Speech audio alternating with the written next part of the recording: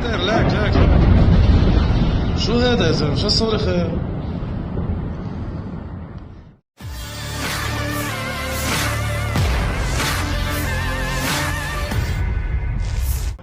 Pertempuran yang berlangsung di kawasan Timur Tengah masih terus berlangsung.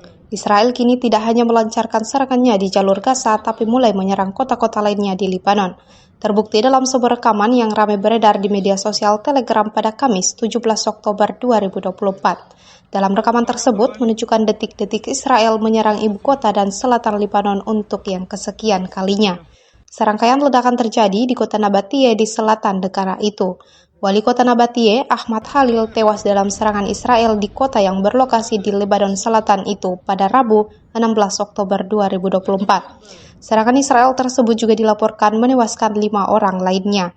Pejabat setempat menyebut serangan itu adalah salah satu dari 11 serangan di kota Nabatie dan sekitarannya yang memunculkan semacam lingkaran api di area itu. Israel menyerbu 2 gedung, yakni gedung pemerintahan kota Matya, Nabatie dan gedung persatuan kota Matya, menewaskan 5 orang, kata Kementerian Kesehatan Lebanon dalam pernyataannya dikutip dari The Journal. Jumlah korban belum pasti lantaran tim penyelamat masih mencari korban yang mungkin tertimpa puing-puing.